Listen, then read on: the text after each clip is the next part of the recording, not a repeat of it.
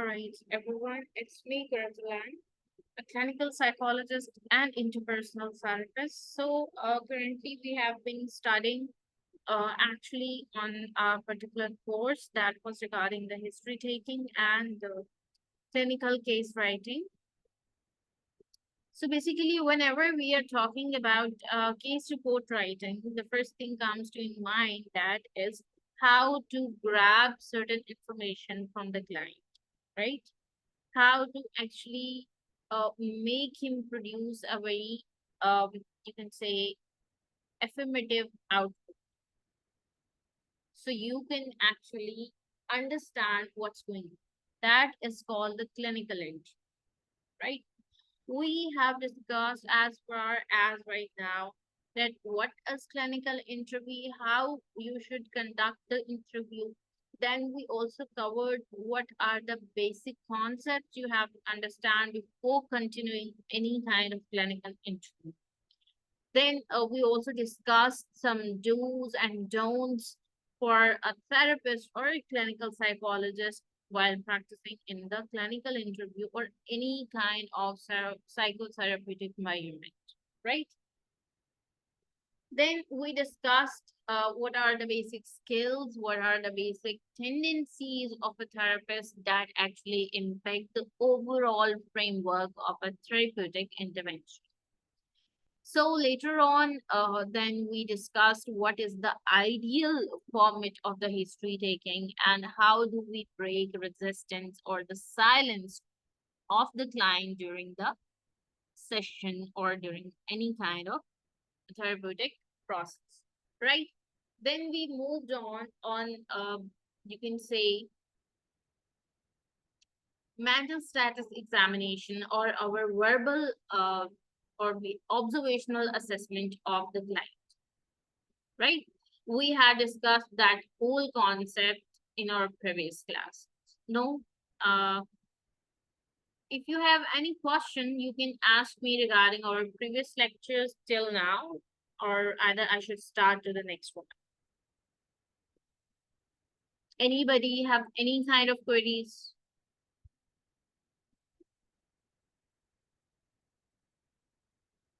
All right.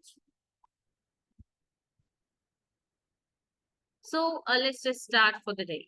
So today we are going to talk about the basic format or how to write a case report in such a manner that you can cover the maximum picture of the client or the whole case, so you can represent a person in case of panel, in case of your defense, in case of any case conflict, right? So it's for the purpose of your records, that how you can actually access a very consumptuous and very deliberate information from the client that can be very much useful for you over the period of time during the whole therapeutic process towards that client, right? So in case, the first thing that comes in the clinical case writing is actually the identifying information of the client, right? So always keep in your mind, sometimes, or I think a lot of times, a lot of students made this mistake that they write the complete name of the patient, his information on their case report so that they can remember the whole thing. But it's not good. In our last lecture, we also discussed about the ethics, and we got to know that actually the very much important thing for us during our practice is ensuring the confidentiality and the privacy of the client. So, first of all, you have to make sure that you are writing in kind of initials, in kind of any other word, so that no other person can identify that specific person, right? So his gender, his date of birth, his particular age. This age is not just a chronological age, right? Always remember, it's that particular age when you performed all those assessments. So it would be in years with the months and that particular days. Overall, you have to consider his whole age till today. All right. Then, who was the person that actually assessed him? In case sometimes it's your senior, sometimes it's another person who is very much more vigilant in that particular assessment. So it's up to that thing. Then comes his referral source. All right. Now you have to remember, you have to make sure, understand who is the person that made this client or the patient to visit the clinic or to visit a clinical psychologist. So that is the referral source. If in case that patient is being referred to you as a case study by your senior, by your supervisor, make sure to mention that as well in your case, that this client was actually referred to you by the OPD or in the OPD by that particular clinical psychologist or that particular supervisor on behalf of this particular institute or hospital or whatever, right? So you have to make sure next with that particular presenting complaints. What are the presenting complaints? Presenting complaints are those complaints that are actually being a center of concern for the patient and he's actually there for them. But what are the concerning complaints then? We had a complete lecture in this course about presenting complaints and the concerning complaints. You don't need to write your concerning complaints here because those are those particular complaints that you would be able enough to identify, to assess over the period of time, that those are those risk factors that can contribute to actually make your client suffer more, make your client at the risk to harm himself or to the others. So for the safeguard, for the safety of your patient and for the others, if you are taking any contemporary measures, then they are concerning complaints, right? So here you are going to mention the presenting complaints only. Then comes the investigations or any test you are going to administer. All right, that is going to be your assessment framework here. All right, so most probably during your academics, um, you would seem to listen a word that is the test battery, right?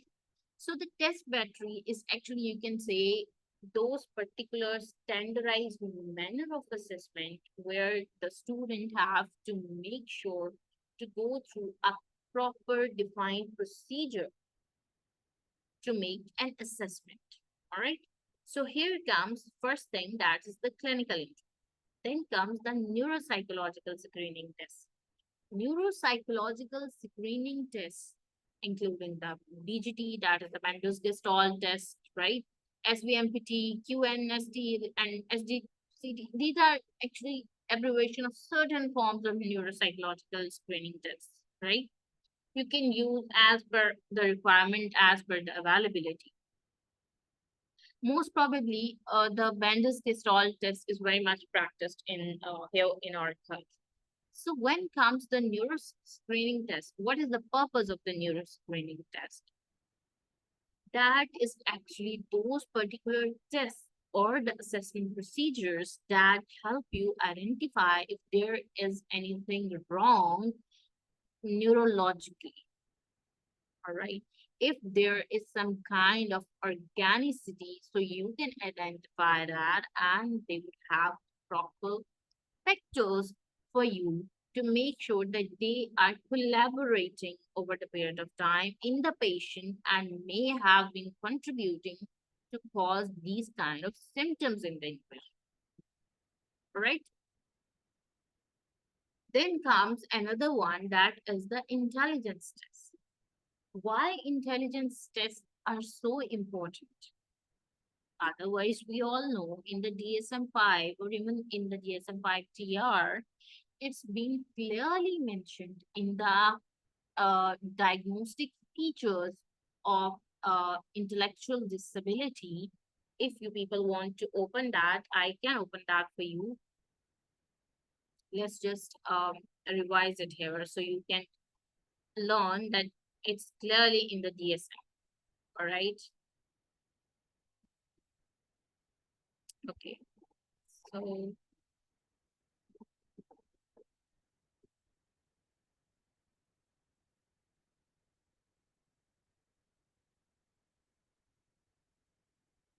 here I have opened the DSM-5 TR for you. And now we are going to make sure to actually review that particular paragraph, or you can say that particular highlight I am mentioning right now.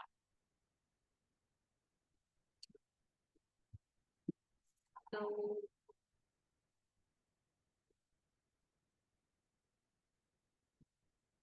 it's the intellectual disability, right? Here comes the specifiers.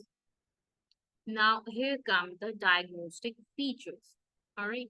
So here in the diagnostic features, let's just read out here where I'm putting my cursor right now.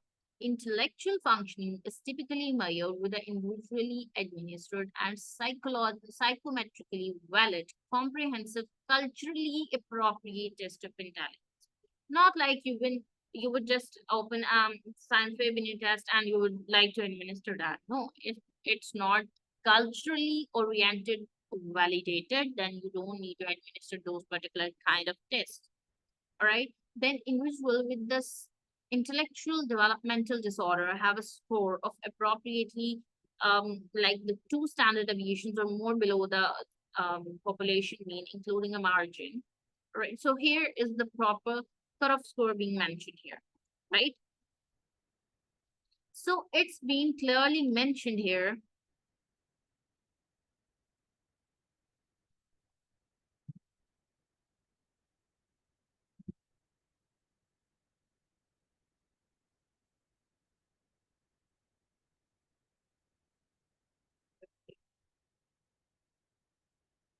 Yes. So, such testing may identify the areas of relative strengths and weaknesses and assessment procedure for the academic and vocational planning. IQ scores are approximation of the conceptual functioning, but may be insufficient to assess the reasoning in the real life situation and mastery of the practical task. All right. Thus, the clinical judgment is important in interpreting the results of the IQ test and using them as the sole criteria for the diagnosis of an intellectual developmental disorder is insufficient. All right. So, what does it actually mean? It's clearly telling you that just because you are using any kind of intelligence test on a person and he has scored below the average doesn't mean he have an intellectual disability. You have to make sure to assess him by your clinical judgment, making sure to deliberately know about his daily life functioning processes, his conceptual frameworks, right? His conceptual learning, all right?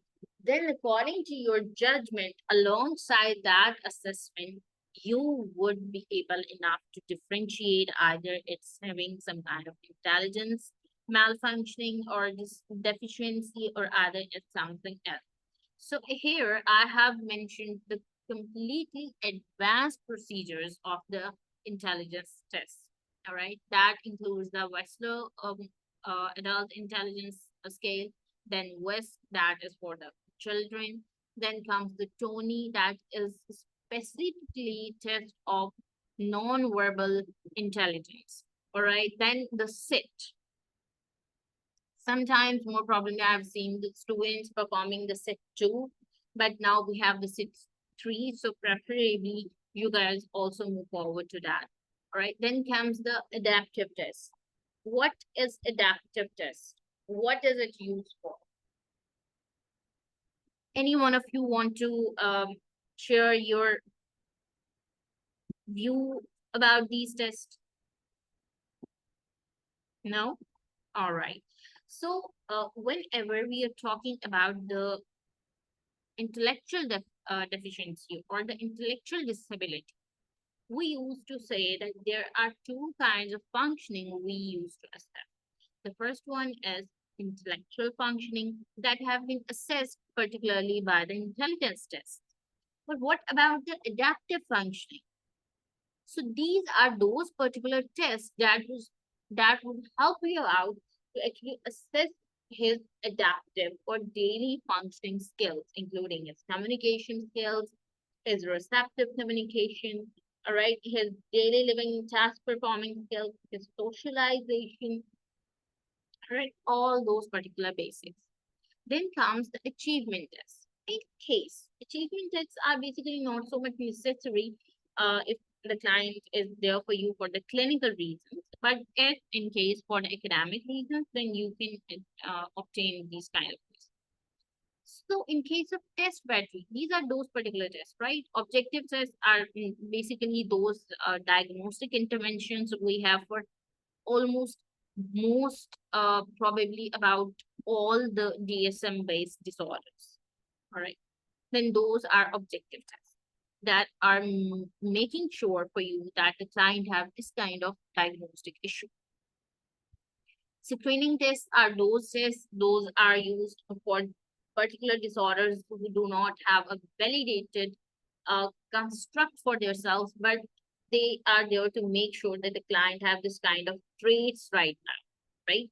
Then comes the projective personality test and the objective personality test. All right.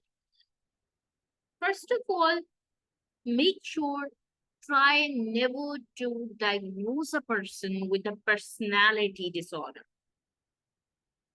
All right.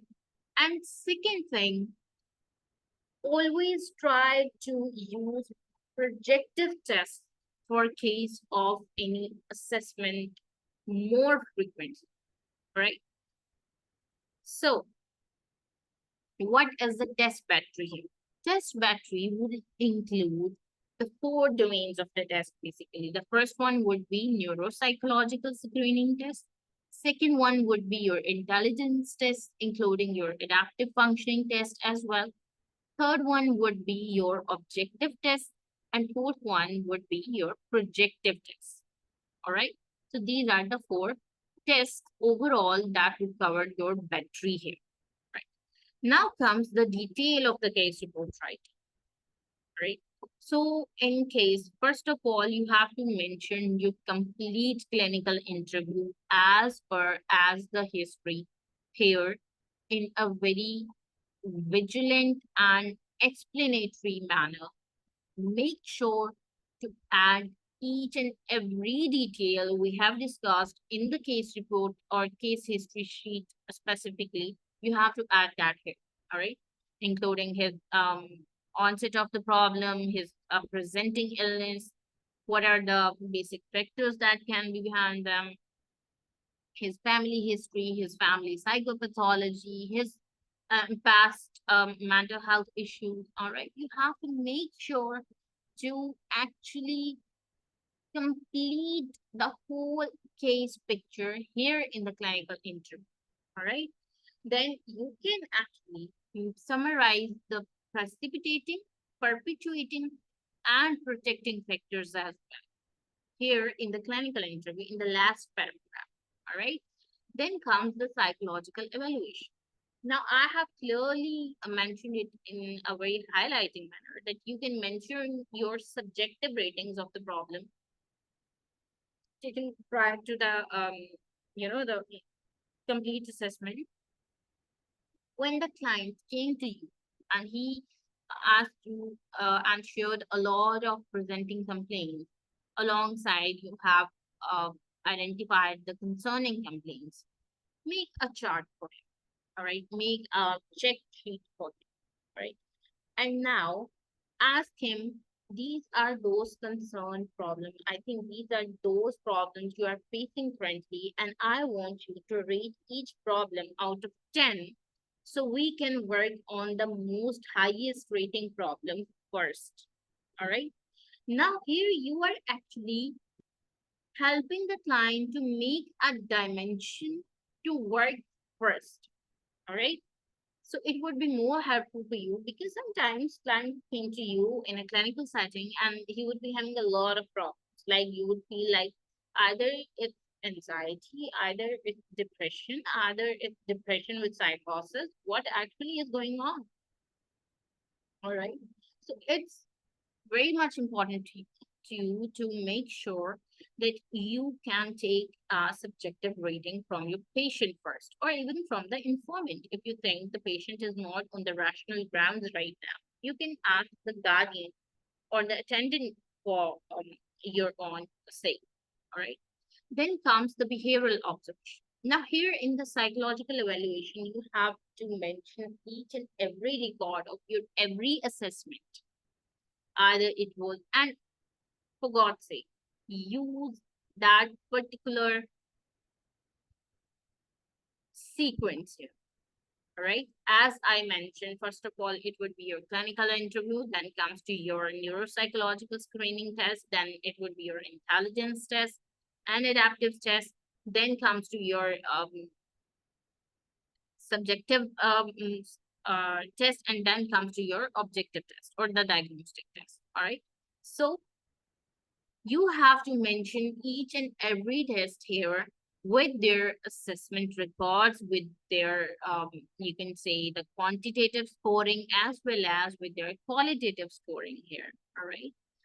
Then you have to summarize your whole results here in the conclusion, or even here at last, you can summarize that. There is no issue with that. All right. Then comes your behavioral observation. That MMSC or mental status examination we studied in our previous lecture was actually for the sake of this behavioral observation. We also discussed, let me just let you see, we had discussed about the inquiry components of the mental status examination. We made sure what actually mental status examination for the client is, right? So these are those particular points you have to make sure whenever you are observing the client for their mental status examination. You can't actually uh, ask this standardized assessment. No, it's not a standardized assessment. We acknowledge that. But it's for the sake of learning the current mental state of the person for you.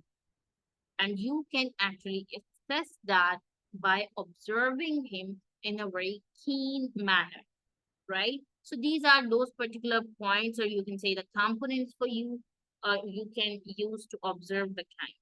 All right. So here is a complete mental examination sheet for you. We had discussed that in our previous lecture. So in the whole behavioral observation, you will be actually explaining briefly what actually his mental state is and what you observed in the client, what was his overall appearance, what was his behavior over the period of time with the therapist, what was he acting like during the sessions, did he comply with the therapeutic interventions, did he comply with the worksheets and the exercises you have asked him to perform, right? Then comes to the conclusion. In the conclusion, you are actually summarizing the whole case alongside that you are now explaining that this was the issue the client had. We had performed these interventions, these therapeutic approaches to make sure these particular assessments are being performed, and after these assessments, we had these reasons that we didn't perform these particular assessments. For example, in case of intelligence tests, sometimes students come to me and they say, ma'am, the client is not so well educated, so we are not able enough to perform the intelligence test properly. We can't perform the SIT properly. So I would suggest it's okay, you can perform SIT. I understand that there is a language barrier, there is a, you can say, the information barrier as well, because the client is not so well educated. So what you can do, you can go forward to the adaptive functioning scales, right? You can go forward to the abstract reasoning scales.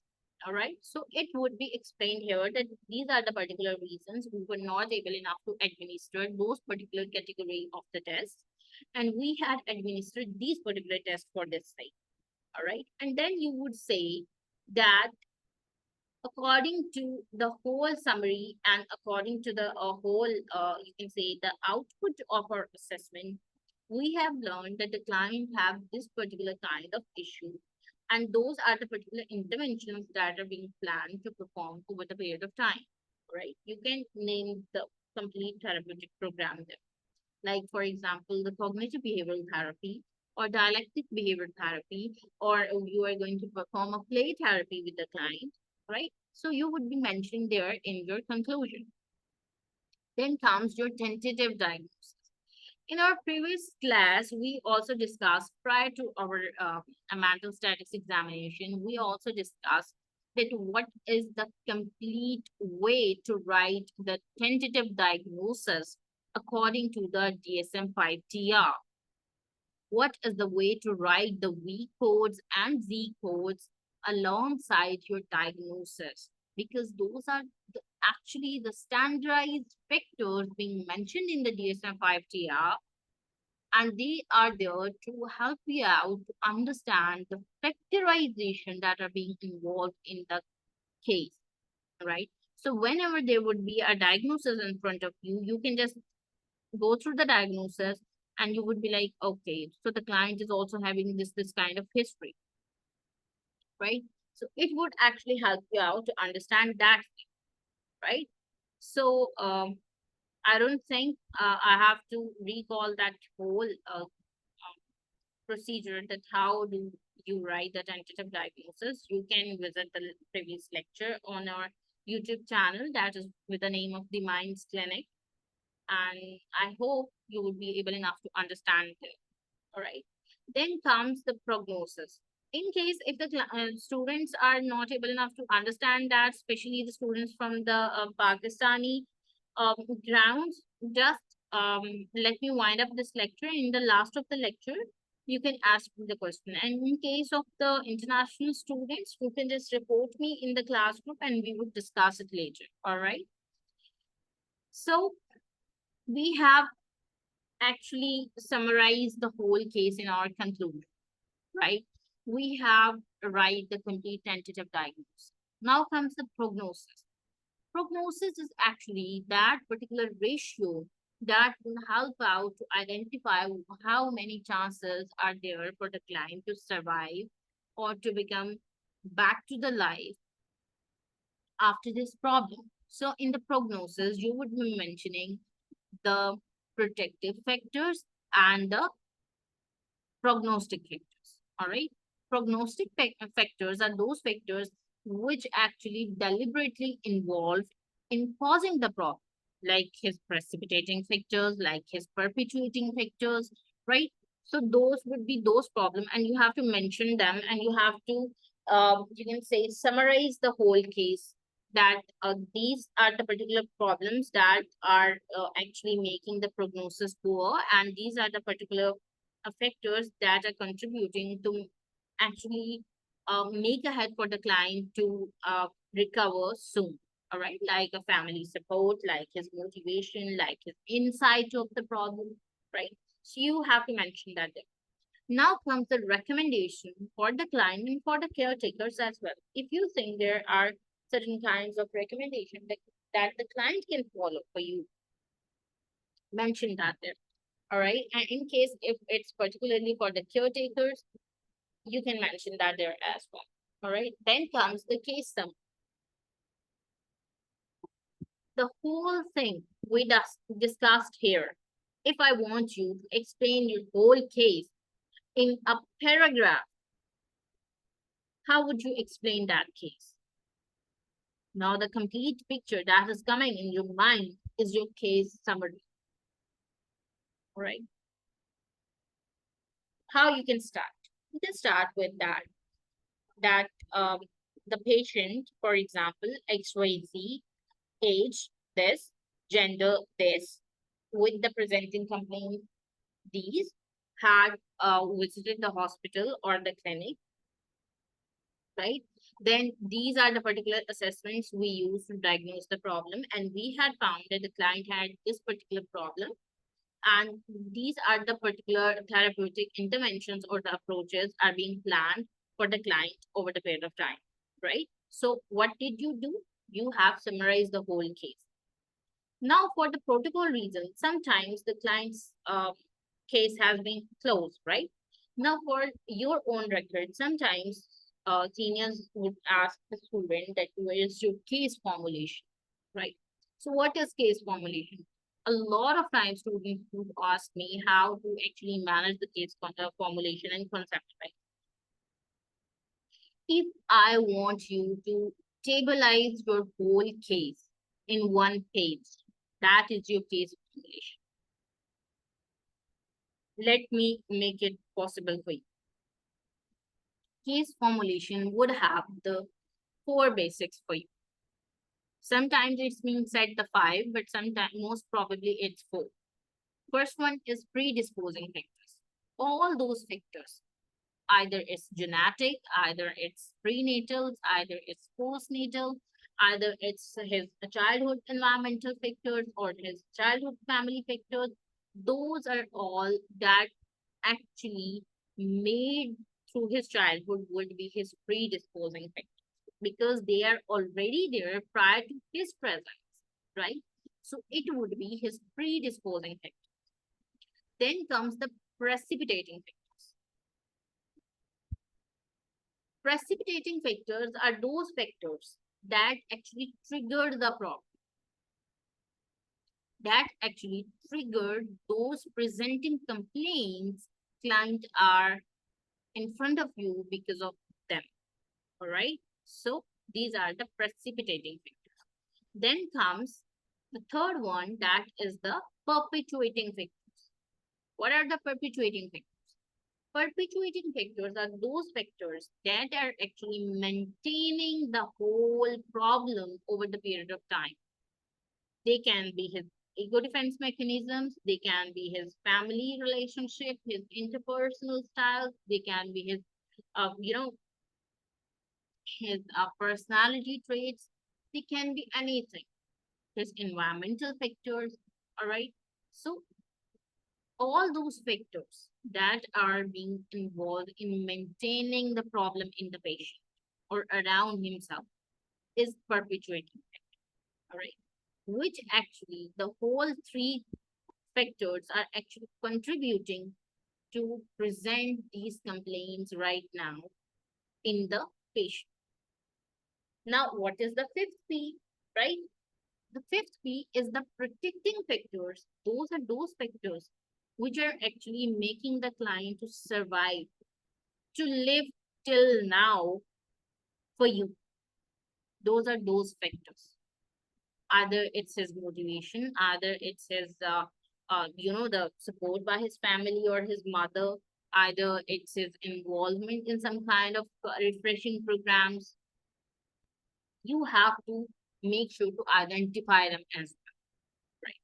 Now, this was the whole case formulation that would actually help you out to make the prognosis of the patient. All right. Then comes the case conceptualization. Case conceptualization is actually on the therapeutic approach. Either it's gestalt therapy, either you are going to do for the CBT, right? Either you are going to do for the behavioral therapy. Whatever the problem is, it would definitely have some kind of, the theoretical grounds to understand.